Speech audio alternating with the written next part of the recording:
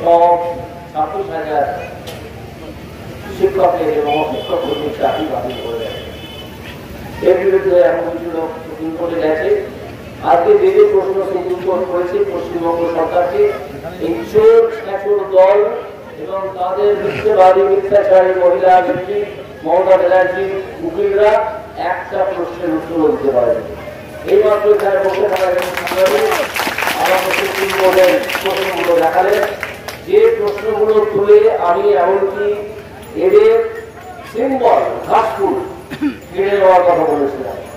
আমি বলেছিলাম যে তোমরা এত অত্যাচার করছো, তোমাদের সিম্বল ঘাসফুল সেটাও কেড়ে নেবে।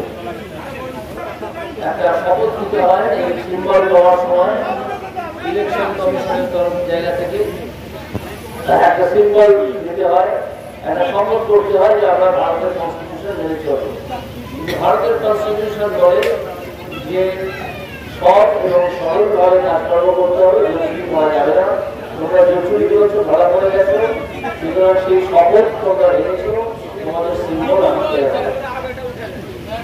যাই হোক, তারপর তারা সঙ্গে সঙ্গে সুপ্রিম কোর্টে যায় এবং কিছু দিনের স্থগিতাদেশ পায়। এখন সব মামলা করে হাইকোর্টে, হাইকোর্ট সেই মামলার বিচার করে আবার এখন সুপ্রিম কোর্টে বসছে। তো আমি তাদের সিম্বলটা ফেরানোর সময় পাইনি, এই সময় ছিল ফেরে দিতাম। আপনাদের কাছে আমার আবেদন, এই সিম্বলে একটা ভোট দেবে না। এই সিম্বলটা হচ্ছে চোর চোর গোলাবাজ যত ধন্যবাদ এদের সিম্বল। এই জোড়াফুল, এই জোড়াফুলে কোন ভোট দেবে না। এরপরে তো শিক্ষা শুরু করেছে, শিক্ষকদের উপযুক্ত যুবকদের শিক্ষকদের পোস্ট দেয়নি, অশিক্ষিতদের বিয়ে দিয়েছে, বিক্রি করে দিয়েছে, বিয়ে কোটি কোটি টাকা কামিয়েছে। সেই টাকা ধরা পড়েছে ওদের তৎকালীন শিক্ষামন্ত্রী পার্থ চ্যাটার্জির বান্ধবী অর্পিতা রয়েছে। অর্পিতা গ্রেপ্তার হয়ে জেলে আছে। এরপরে যারা পোস্ট করতে গিয়ে দেখা গেল যে এরা খাদ্য চুরি করেছে। কেন্দ্র থেকে যে চাল চিনি গম মানুষ খেতে পারে, এরকম চাল চিনি গম এসব ছিল, চাল ডাল চিনি গম পশ্চিমবঙ্গের মানুষ যারা খেতে পারে, এইগুলোকে নিয়ে ভালো ভালো মানের চাল ডাল গম এগুলো বাইরের দেশে বিক্রি করে দিয়েছে আর মানুষের কাটিয়েছে, যেগুলো গরুর খাদ্য হিসেবে ব্যবহারের যেগুলো যেমন মানুষ গরুর খাদ্য খায় নেয়, সেই গরুর খাদ্যগুলো নিয়ে আবার বিক্রি করে দিয়েছে যারা গরু পোষে তাদের কাছে।